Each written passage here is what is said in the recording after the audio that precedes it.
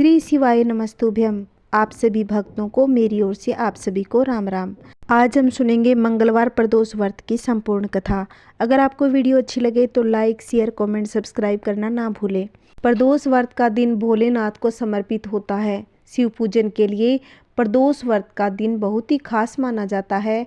इस दिन भक्त पूरी श्रद्धा के साथ भोलेनाथ की कृपा पाने के लिए उनका व्रत रखते हैं, उनका विशेष पूजन भी करते हैं। साल का पहला प्रदोष व्रत 9 जनवरी मंगलवार के दिन रखा जाएगा। इस साल का पहला प्रदोष व्रत रखा जाएगा। जो प्रदोष व्रत मंगलवार के दिन पड़ते हैं उन्हें भौम प्रदोष व्रत कहा जाता है। पुराणों के अनुसार भौम प्रदोष के दिन व्रत रखने से व्यक्ति को हर तरह से रोगों से मुक्ति मिलती है और कई गुना फल की प्राप्ति होती है। दरिद्रता का नाश होता है, घर में सकारात्मक ऊर्जा का निवास होता है। इस दिन पूजा पाठ करने से विवाह में आ रही बाधा भी दूर होती है। प्रदोष व्रत भगवान शिव को प्रसन्न करने व उनका आशीर्वाद पाने के लिए रखा जाता है। कृष्ण पक्ष की त्रयोदशी तिथि के दिन प्रदोष काल में यानी शाम के समय भोलेनाथ प्रसन्न मुद्रा में होते हैं, इसलिए प्रदोष व्रत में शाम के समय पूजा की जाती है। यदि प्रदोष व्रत के दिन प्रदोष काल में भगवान शिव से कुछ मांगा जाए तो वह सभी मनोकामनाएं पूर्ण कर देते हैं। प्रदोष व्रत करने वाले जातक को शारीरिक कष्टों, आर्थिक संकटों से छुटकारा मिलता है। व्रत रखने वाले मनुष्य को भौम प्रदोष व्रत में कथा सुनना और कहना बहुत ही पुण्यदायी माना जाता है। भौम प्रदोष व्रत की कथा सुनने व कहने से भगवान शिव का आशीर्वाद प्राप्त होता है, सभी कष्टों से छुटकारा मिलता है। आइए भक्तों, भौम प्रदोष व्रत की कथा सुनते हैं। सूत जी बोले, अब मैं मंगल त्रयोदशी प्रदोष व्रत का विधि विधान कहता हूँ। मंगलवार का दिन व्याधियों का नाशक है। इस व्रत में एक समय व्रती को गेहूं और गुड़ का भोजन करना चाहिए। इस व्रत के करने से मनुष्य सभी पापों व रोगों से मुक्त हो जाता है, इसमें किसी प्रकार का संशय नहीं। अब मैं आपको उस बुढ़िया की कथा सुनाता हूँ जिसने यह व्रत किया और मोक्ष को प्राप्त हुई। प्राचीन काल की घटना है। एक नगर में एक बुढ़िया रहती थी। उसके मंगलिया नाम का एक पुत्र था। बुढ़िया को हनुमान जी पर बड़ी श्रद्धा थी। वह प्रत्येक मंगलवार को हनुमान जी का व्रत रखकर यथाविधि उनका भोग लगाती थी। इसके अलावा मंगलवार को न तो घर लीपती थी न ही मिट्टी खोदती थी। इस प्रकार से व्रत रखते हुए जब उसे काफी दिन बीत गए तो हनुमान जी ने सोचा कि चलो आज इस बुढ़िया की श्रद्धा की परीक्षा लेते हैं। वे साधु का वेश बनाकर उसके द्वार पर जा पहुंचे और पुकारा, कोई है हनुमान जी का भक्त जो हमारी इच्छा को पूरा करे। बुढ़िया ने जब पुकार सुनी तो बाहर आकर बोली, महाराज क्या आज्ञा है। साधु वेशधारी हनुमान जी बोले कि मैं बहुत भूखा हूँ, भोजन करना चाहता हूँ, तू थोड़ी सी जमीन लेप दे। बुढ़िया बड़ी दुविधा में पड़ गई। अंत में हाथ जोड़कर प्रार्थना की कि हे महाराज, घर लीपने और मिट्टी खोदने के अलावा जो काम आप कहें वह मैं करने को तैयार हूँ। साधु ने 3 बार परीक्षा लेने के बाद कहा, तुम अपने बेटे को बुला, मैं उसे औंधा लिटाकर उसकी पीठ पर आग जलाकर भोजन बनाऊंगा। अब बुढ़िया ने यह वचन दिया, जो कुछ भी आप कहोगे मैं करूंगी। तब साधु बोला कि अपने लड़के को बुलाकर औंधा लिटा दे, उसी की पीठ में भोजन बनाऊंगा। अब महाराज की बात सुनकर बुढ़िया चुप रह गई। साधु ने कहा कि माई, बुला अपने लड़के को, अब सोच विचार क्यों कर रही हो। बुढ़िया ने अपने दुखी मन से मंगलिया मंगलिया कहकर पुकारने लगी। थोड़ी देर में लड़का बाहर खेलकर आया। बुढ़िया ने कहा कि जा, तुझे साधु बुलाते हैं। लड़के ने साधु के पास जाकर पूछा, क्या है महाराज। साधु ने कहा कि जा अपनी माँ को बुला ला। बुढ़िया आई तो बाबा ने उससे कहा कि तू ही लड़के को लिटा दे और अंगीठी लगा दे। बुढ़िया ने मंगल देवता का स्मरण करते हुए लड़के को औंधा लिटा दिया, उसकी पीठ पर अंगीठी लगा दी। अब बुढ़िया ने साधु से कहा कि अब आपको जो कुछ करना है कीजिए, मैं जाकर अपना काम करूंगी। अब साधु ने लड़के की पीठ पर लगी हुई अंगीठी में आग जला दी, उसी पर भोजन बनाया। जब साधु ने भोजन बना लिया तब उसने बुढ़िया को बुलाकर कहा कि अब अपने लड़के को बुला ला, वह भी भोग का प्रसाद खाएगा। ऐसा सुनकर बुढ़िया की आंखों में आंसू बहने लगे। बुढ़िया बोली, कैसी बातें करते हो, उसी की पीठ पर आपने आग जलाई, उसी को अब प्रसाद के लिए बुला रहे हो, क्या यह संभव है। वह अब भी जीवित है, कृपा करके अब आप मुझे उसकी याद न दिलाएं। आप भोग लगाइए और जहाँ जाना हो जाइए। अब आप उसका नाम लेकर मेरा हृदय को न दुखाओ। लेकिन साधु महाराज नहीं माने। साधु के बहुत समझाने और आग्रह करने पर बुढ़िया ने जैसे ही आवाज़ लगाई, मंगलिया मंगलिया, जैसे ही लड़का एक ओर से दौड़ता हुआ आ गया। साधु ने लड़के को प्रसाद दिया और कहा कि माई, तेरा व्रत सफल हुआ। तेरे हृदय में दया है, अपने इष्ट देव के प्रति अटल विश्वास है, इस कारण तेरा कभी कोई अनिष्ट नहीं कर सकता। और भगवान ने अपने असली रूप के दर्शन दिए। बुढ़िया माई भगवान के दर्शन पाकर अति प्रसन्न हो गई। आइए हम जो हर प्रदोष व्रत में कथा सुनी जाती है उस कथा को श्रवण करते हैं। बहुत समय पहले की बात है। एक बहुत ही गरीब विधवा ब्राह्मणी थी। उस ब्राह्मणी के एक लड़का भी था। वह अपना जीवन यापन करने के लिए ब्राह्मणी अपने पुत्र के साथ सुबह सुबह भिक्षा लेने के लिए जाती थी। शाम होने पर अपने घर वापस आ जाती थी। एक दिन जब वह ब्राह्मणी भिक्षा लेकर घर वापस आ रही थी तो उसे एक नदी के समीप एक खूबसूरत बालक बैठा हुआ दिखाई दिया। पर वह विधवा ब्राह्मणी उस बालक को नहीं पहचानती थी। वह बालक विदर्भ देश का राजकुमार धर्मगुप्त था। धर्मगुप्त को शत्रुओं ने युद्ध में हराकर उसे उसके राज्य से बाहर निकाल दिया था। एक युद्ध में धर्मगुप्त के शत्रुओं ने धर्मगुप्त के पिता की हत्या करके उसका राज्य छीन लिया। पिता की मृत्यु से धर्मगुप्त की माता को आघात पहुंचा। उनकी भी मृत्यु हो गई। तब धर्मगुप्त अपना राज्य छोड़कर एक नदी के किनारे उदास बैठा था। ब्राह्मणी को उस बालक पर दया आ गई। वह धर्मगुप्त को अपने घर ले आई, उसका पालन पोषण करने लगी। विधवा ब्राह्मणी धर्मगुप्त से अपने पुत्र के समान प्रेम करती थी। राजकुमार धर्मगुप्त भी उस विधवा ब्राह्मणी के साथ रहकर खुश रहते थे। कुछ समय के बाद वह ब्राह्मणी दोनों बालकों के साथ मंदिर में दर्शन करने गई। मंदिर में उन्हें ऋषि सांडिल्य मिले। ऋषि सांडिल्य एक बहुत ही महान ऋषि थे जिन्हें सभी कोई मानते थे। जब ऋषि ने धर्मगुप्त को देखा तब उन्होंने विधवा ब्राह्मणी को बताया कि यह बालक विदर्भ देश के राजा का पुत्र धर्मगुप्त है। इसके पिता युद्ध में वीर गति को प्राप्त हुए। ऋषि ने ब्राह्मणी को धर्मगुप्त की माता की मृत्यु के बारे में भी बताया। जब ब्राह्मणी को यह सभी बातें पता चली तो वह बहुत दुखी हो गई। सब ऋषि सांडिल्य ने ब्राह्मणी को प्रदोष व्रत के बारे में बताया। सांडिल्य ऋषि की आज्ञा का पालन करते हुए ब्राह्मणी और दोनों बालकों ने प्रदोष व्रत करना प्रारंभ कर दिया। 4 महीने बाद एक दिन सूचिव्रत नदी में स्नान करने गया। वहाँ उसे धन से भरा एक घड़ा मिला, जिसे लेकर वह अपनी माँ के पास गया। माँ धन से भरे घड़े को देखकर बहुत ही प्रसन्न हो गई और कहा कि इसे अपने भाई धर्मगुप्त के साथ आधा आधा बांट लो। मगर धर्मगुप्त ने इस धन में हिस्सेदारी करने से मना कर दिया और कहा, मैं किसी अन्य के भाग्य का भागी नहीं हो सकता। प्रत्येक व्यक्ति स्वयं के कर्म का फल भोगता है। 1 वर्ष बीत गया। इस दौरान ब्राह्मणी तथा दोनों बालक नियमित रूप से प्रदोष व्रत करते रहे। एक दिन सूचिव्रत और धर्मगुप्त वन में भ्रमण करने गए। आगे चले तो उन्होंने देखा कि गंधर्व कन्याएं खेल रही थी। सूचिव्रत वहीं रुक गया और धर्मगुप्त से बोला, हमें इससे आगे नहीं जाना चाहिए। ये गंधर्व कन्याएं हैं, ये किसी पर भी आकर्षित हो सकती है। मगर धर्मगुप्त बिल्कुल निडर होकर आगे बढ़ता गया। जब मुख्य गंधर्व कन्या ने राजकुमार धर्मगुप्त को देखा तो वह उसके प्रति आकर्षित हो गई। उसने अपनी सखियों को आगे फूल चुनने के लिए भेज दिया और वह खुद धर्मगुप्त के पास आने की प्रतीक्षा करने लगी। उसे अकेला देख धर्मगुप्त उसके पास आया और उससे बातचीत शुरू कर दी। उसे बताया कि मैं विदर्भ देश का राजकुमार हूँ। मेरे माता पिता अब इस संसार में नहीं रहे। शत्रु ने राज्य पर कब्जा कर लिया है। कन्या ने अपना परिचय देते हुए बताया, मैं विदर्भी गंधर्व की पुत्री असुमति हूँ तथा गायन में प्रवीण हूँ। उसने यह भी कहा कि मैं आपसे विवाह करना चाहती हूँ। इतना कहकर उसने अपनी मोतियों की माला निकालकर धर्मगुप्त को पहना दी। धर्मगुप्त ने पूछा, तुम राजपाट गवा चुके राजकुमार के साथ कैसे रह पाओगी और अपने माता पिता की अनुमति के बिना तुम मेरे साथ कैसे आ सकती हो? इस पर अंशुमति ने उत्तर दिया, चाहे जो भी हो जाए मैं वही करूँगी जो मैं चाहूँगी। परसों प्रातः यहाँ आकर मुझसे मिलो। इतना कहकर वह वहाँ से चली गई। धर्मगुप्त ने लौटकर सूचिव्रत तथा अपनी माँ को सारी बात बता दी। वे दोनों बेहद प्रसन्न हुए और 2 दिन बाद धर्मगुप्त पुनः उसी वन में गया। उसने पाया कि सुमति वहाँ अपने पिता के साथ उसकी प्रतीक्षा कर रही थी। गंधर्व ने धर्मगुप्त से कहा, मैं कैलाशपुरी गया था। वहाँ शिवजी और पार्वती जी ने मुझे बुलाकर कहा कि धर्मगुप्त नामक राजकुमार राज्य विहीन होकर भटक रहा है। जाओ, राज्य पुण्य प्राप्त करने में उसकी सहायता करो।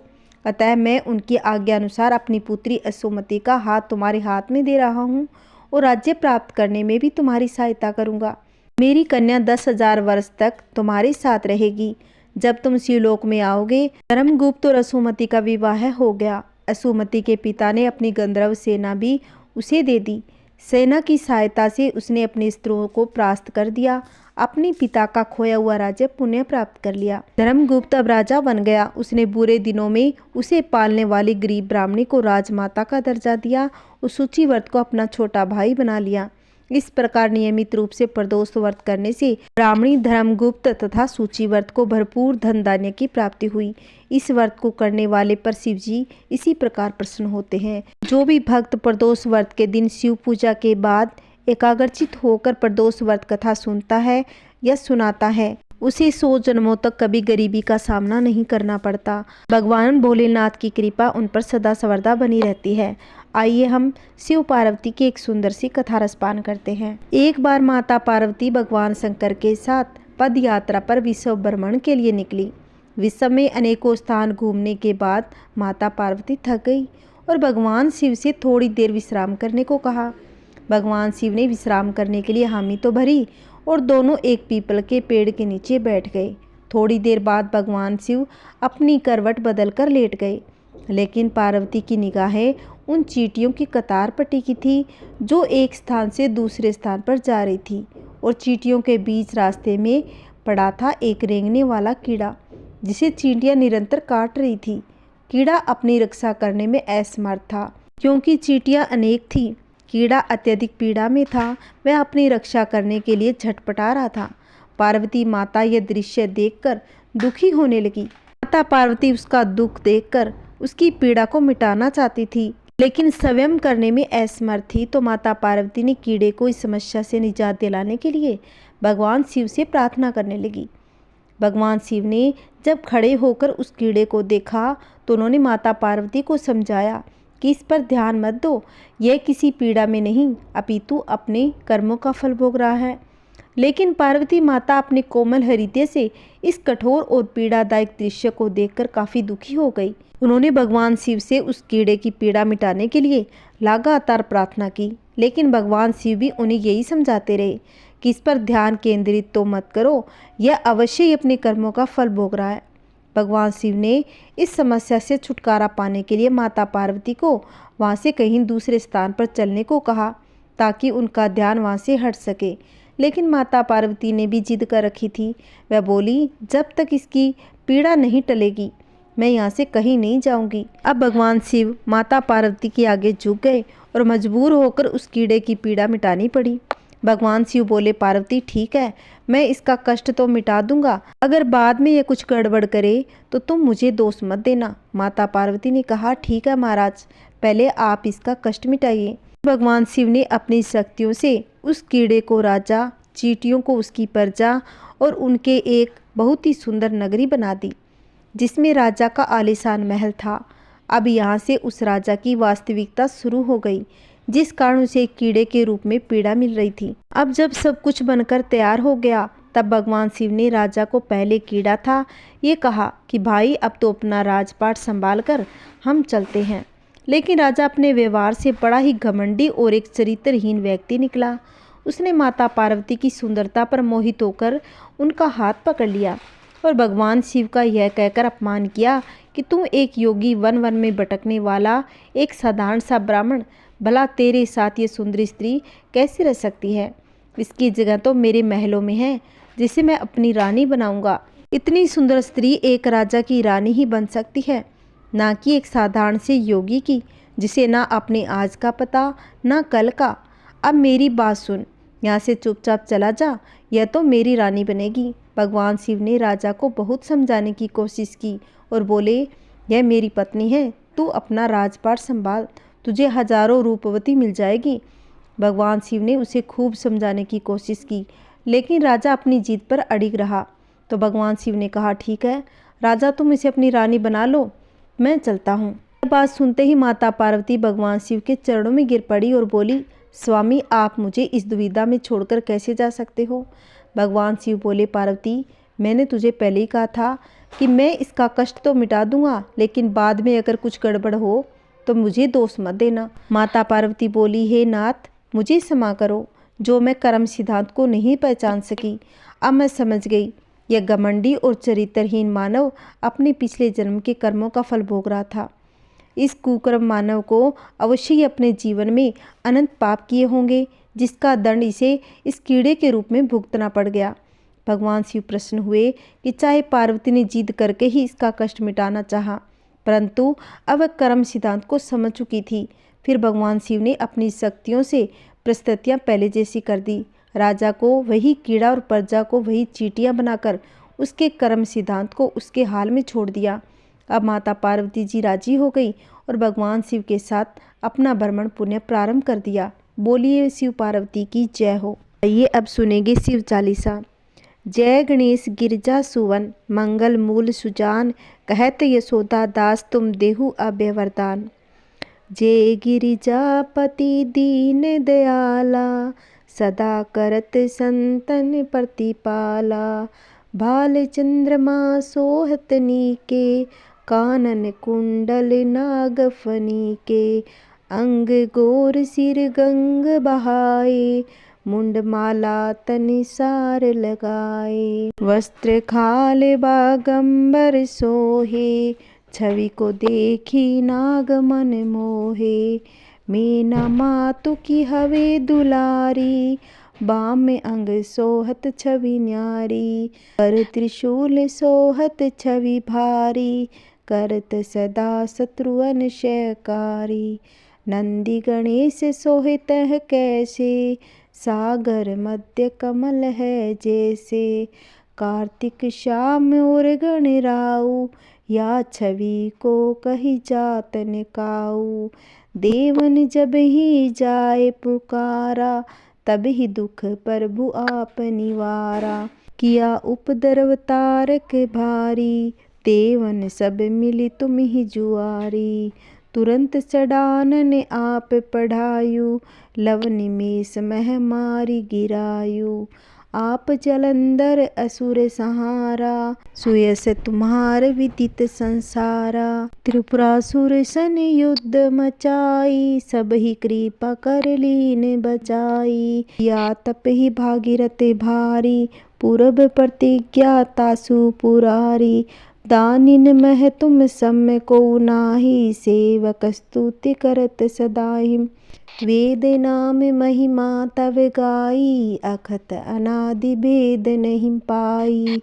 प्रकटी उद्धि मथन में ज्वाला, जगत सुरासुर बहे विहाला। किनी दया तहम करी सहाई, नीलकंठ तब नाम कहाई। पूजन रामचंद्र जब कीना, जीत के लंक विभीषण दीना। सहस कमल में हो रहे धारी, कीन परीक्षा तब ही पुरारी। एक कमल प्रभु राखे जोई, कमल नयन पूजन जह सोई। कठिन भक्ति देखी प्रभु शंकर, भय प्रसन्न दिए इच्छित वर। जय जय जय अनंत अविनाशी, करत कृपा सबके घटवासी।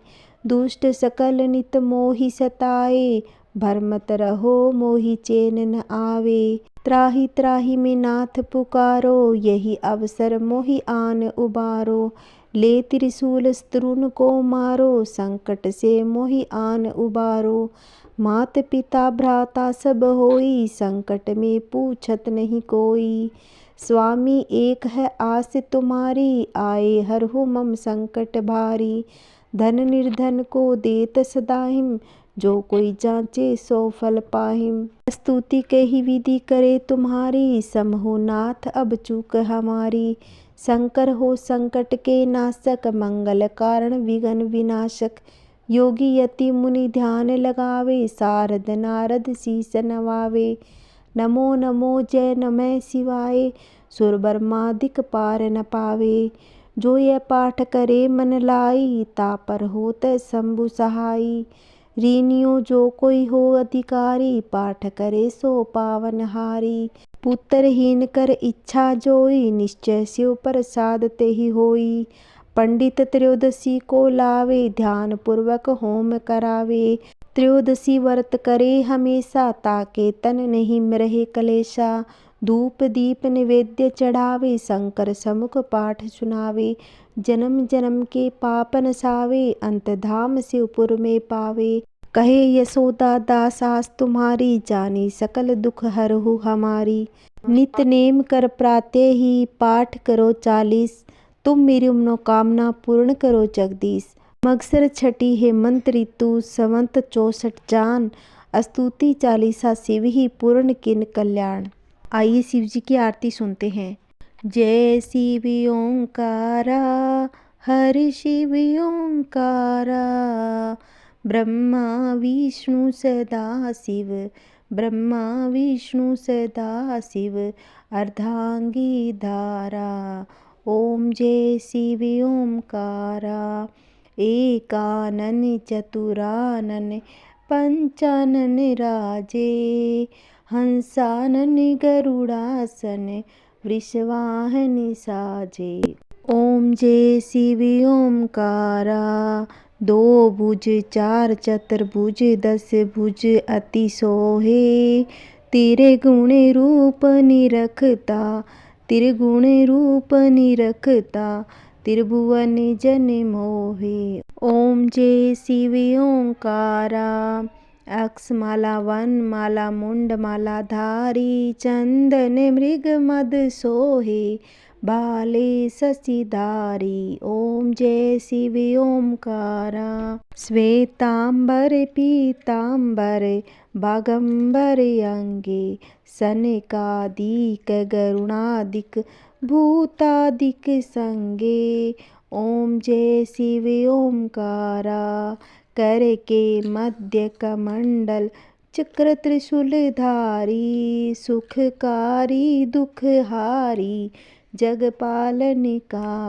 ओम जय शिव ओंकारा, ब्रह्मा विष्णु सदा शिव, जानत अविवेका, प्रणवाक्षर में शोभित, ये तीनों एका।